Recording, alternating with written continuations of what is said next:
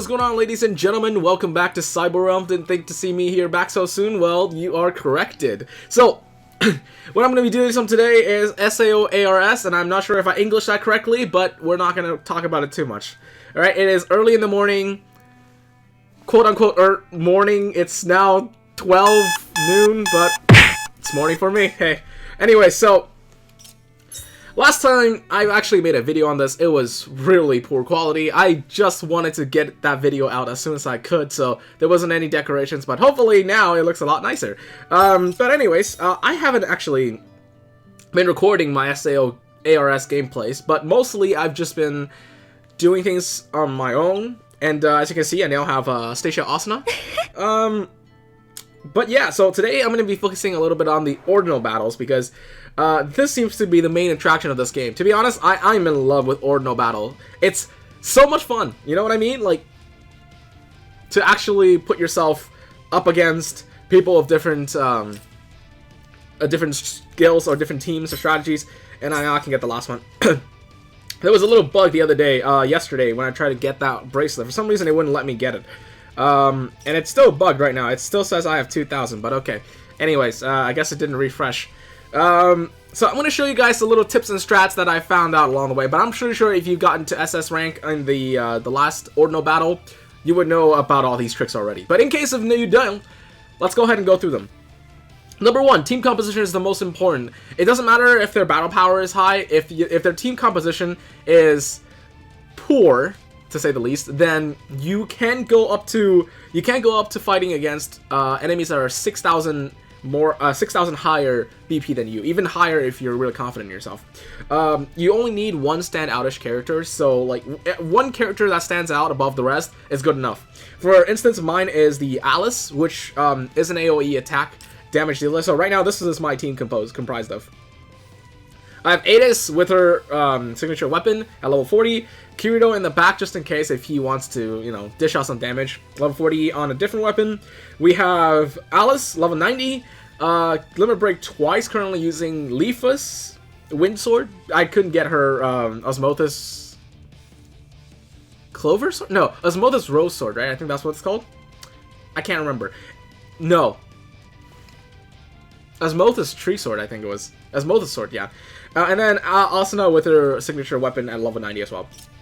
Asuna is probably the main tank and the single damage dealer. What I need Asuna to do is, she's typically the second one to go, and so she will wipe out any of the priority targets on their team. And I'm going to explain who the priority targets are. For example, my current total power is 59,000, so I'm going to challenge someone that's around equal level as me. So this guy's team composition, he's also SS rank. Currently, his team composition looks like a Leafa, Swordlina. Swordlina isn't a big threat, as you can see. She is only level 62. Kirito single target is level 100, and then the Alice with level 85. So my high priority target consists of two people. One Leafa. The number one would actually be the Alice. No matter what, you want to always prioritize anyone with an AoE damage attack. Single target's gonna hit maybe if they're really like powerful, and they single out the one unit that's actually the element that you're weak against, then they might be able to one-shot your character. One character, that's it. So that's not on my high priority list. Leafa is a healer, that's why I prioritize her second. Kirito being third, Swordlina being last. Swordlina will probably get wiped since she's water unit, and my Alice is earth. She's gonna get wiped by the AoE attack anyways. So there's nothing to worry about. So let's run into let's just quickly run into the battle and see what we can do. This guy invested a lot on his Kirito, so I'm going to tap because I'm pretty sure I had auto on before. This is the one problem. If you've been autoing on, like, other battles and you jump into Ordinal, you got to make sure you cancel the auto by tapping anywhere on the screen. Okay, so as you can see, Kirito goes next, but since her Alice doesn't go right away, and no healers in between, you can see the order of combat, right? So it follows by my Adis, then his Kirito, then my Asuna, then my Alice. So my Alice is guaranteed to come afterwards. So my Adis can actually deal an AoE damage attack right now to maintain that damage.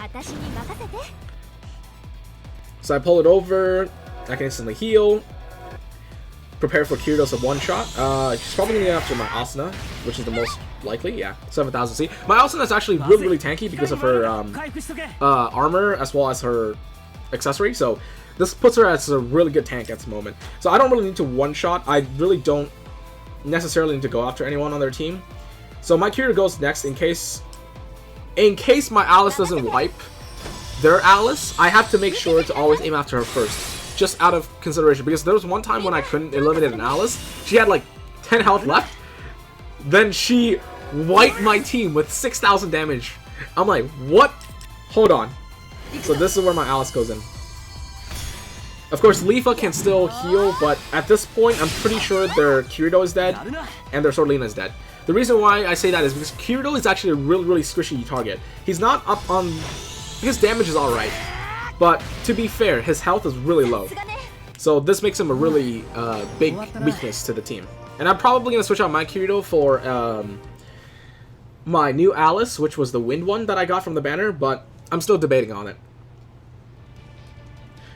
Alright, so let's try challenging someone with a higher combat power. For example, I did say that you can go challenge up to opponents that's 5,000 higher than you. For example, for this team, I can actually challenge against, or hopefully at least I can. So, this is 5,000 higher than my current rating, but if you plan your moves out correctly, you should be able to... Okay, no, this is a horrible team.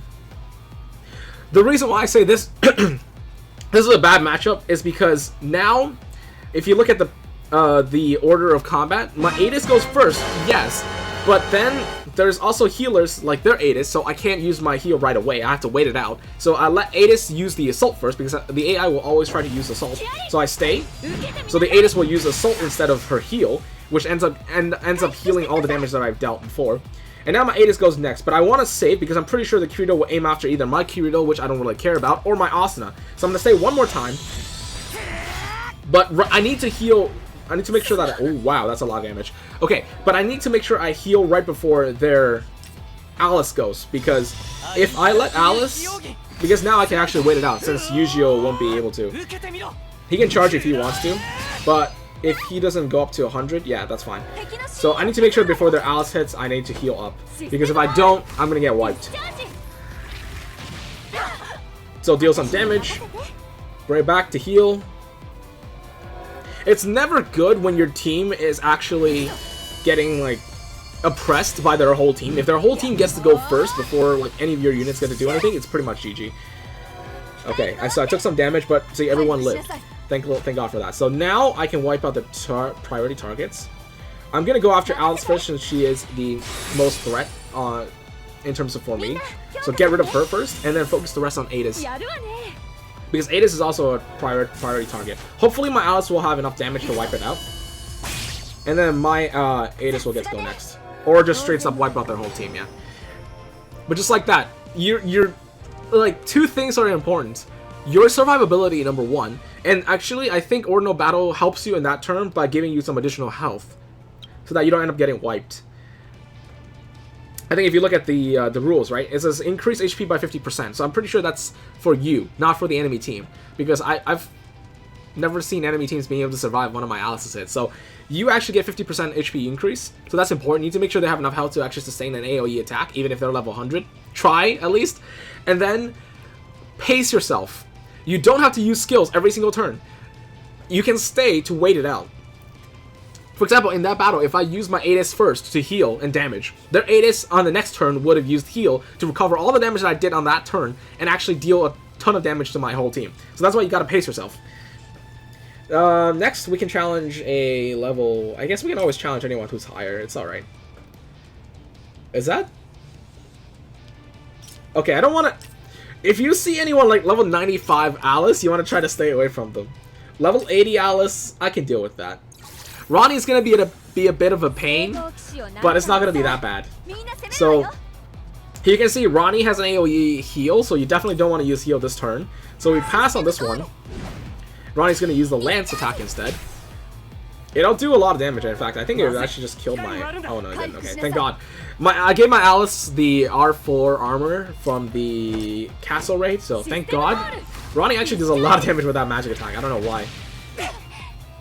Okay, so AoE, heal. Yujiro does have a heal, but he can't heal everyone. He can only heal one person. So if he chooses to heal, he has to select one person as priority. Hopefully not be Alice. Okay, so it's Asuna. Not that bad, not that bad. Then I prioritize getting rid of Alice first. I'm pretty sure she would have died to my Alice as well, but I don't want to give her a chance. Alright, and now my Alice gets to go.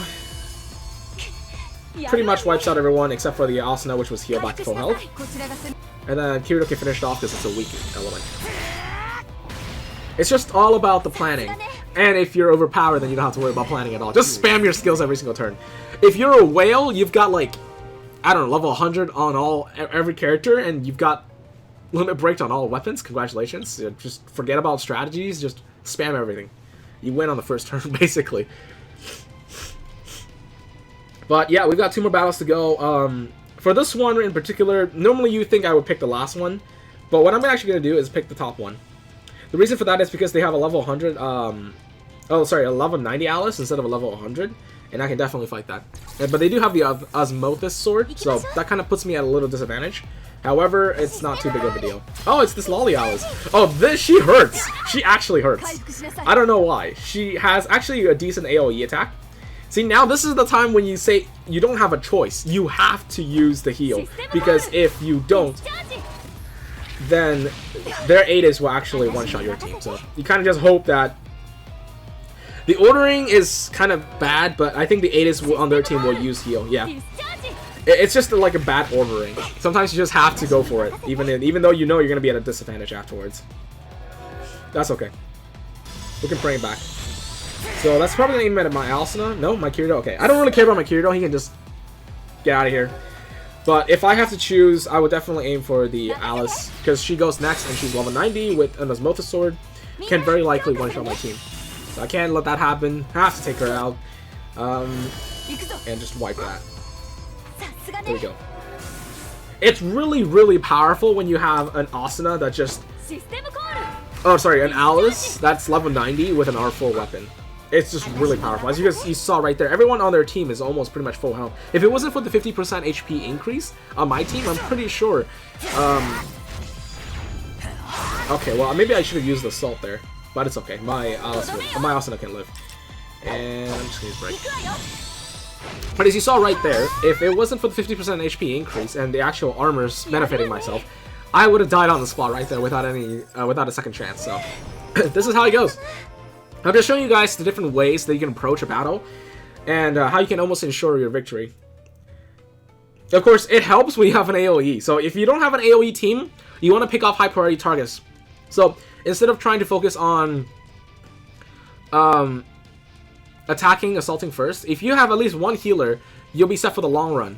But if you have only single target units, you're going to be in a rough ride because you want to try to take out, as long as you have high damage single target units, focus on assaulting. Don't even worry about like breaks or anything like that, because your assault actually lowers their gauge anyways. So you want to try to take out their high priority targets, make sure that they don't get to act. But if they get to act first, you're done.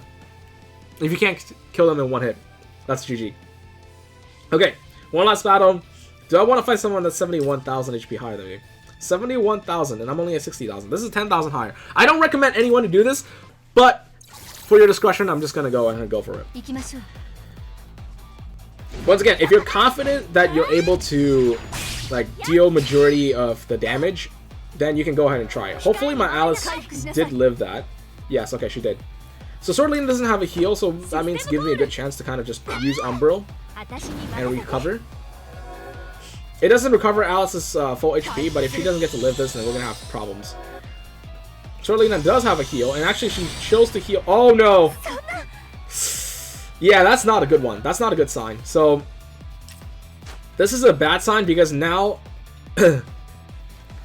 my AoE is now gone. The Alice probably can't one-shot my team, but I have to consider what comes after next, because the Sword Lina goes to go next. My Kirito might be able to one-shot, might not be able to, but I need to make sure I get rid of Leafa now. So the high priority isn't Alice anymore, because I can't kill her this turn. It's impossible. I don't have enough damage. So therefore, I aim for a healer on their team.